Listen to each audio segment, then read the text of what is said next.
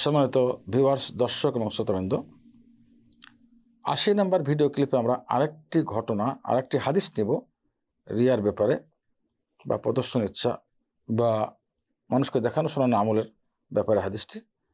এবং এই হাদিসটি ওলামা কেরামের জন্য, তালিব ইলমদের জন্য খুবই হুঁশিয়ারি সংকেত। আল্লাহ তাআলা আমাদের সবাইকে রক্ষা করুন। এই হাদিসটি আবু দাউদ এর বর্ণনা সহিহ সনদে।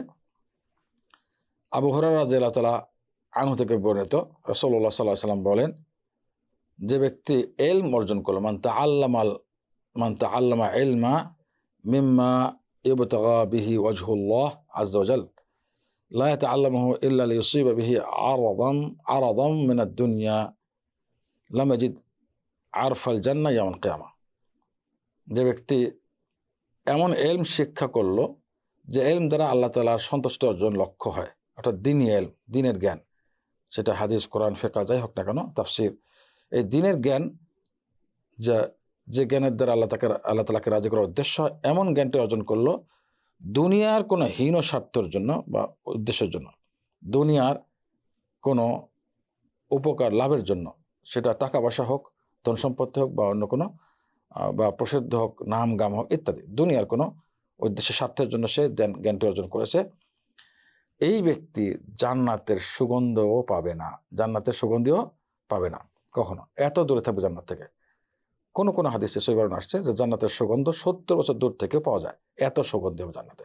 ৭০ বছর দূরত্ব থাকলেও, অর্থাৎ যেখানে পৌঁছতে ৭০ বছর লাগবে এমন দূরে থাকলেও জান্নাতের সুগন্ধি পাওয়া যাবে। তারপরে এই ব্যক্তি এই জান্নাতের সুগন্ধি পাবে না, কারণ সে দেখানোর জন্য আমল করেছে, শোনানোর জন্য আমল করেছে।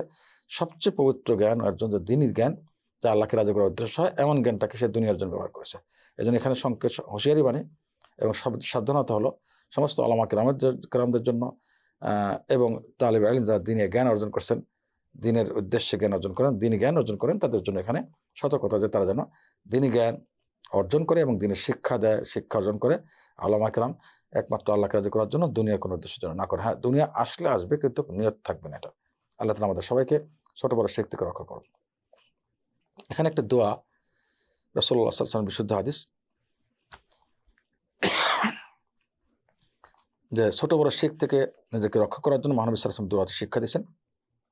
সেটা হলো, আল্লাহুম্মা ইন্নী আউযু বিকা আন উশরিকা বিকা ওয়া আনা আ'লাম ওয়া আস্তাগফিরুকা লিমা লা আ'লাম। আমি জেনে শুনে শিরক করা থেকে আল্লাহ তাআলা আশ্রয় প্রার্থনা করছি, এবং অজান্তে যা হয়ে গেছে এর জন্য ক্ষমা প্রার্থনা করছি। এই হাদিসটি শেখ আলবানী সহিহ বলেছেন। এই দোয়াটি পড়লে, এই আমল থাকলে, এটা ইনশাআল্লাহ আল্লাহ তাআলা ছোট বড় শিরক থেকে তাকে রক্ষা করবেন। বিশুদ্ধ হাদিসে এর প্রমাণ হয়েছে। আল্লাহ তাআলা আমাদের সবাইকে সমস্ত কাজগুলো আল্লাহকে রাজি করার জন্য করার তৌফিক দান করুন, এবং সকল প্রকার শিরক থেকে, ছোট বড় শিরক থেকে আমাদেরকে আল্লাহ রক্ষা করুন। আমিন। আমাদেরকে ভুল ত্রুটি ক্ষমা করে দিন।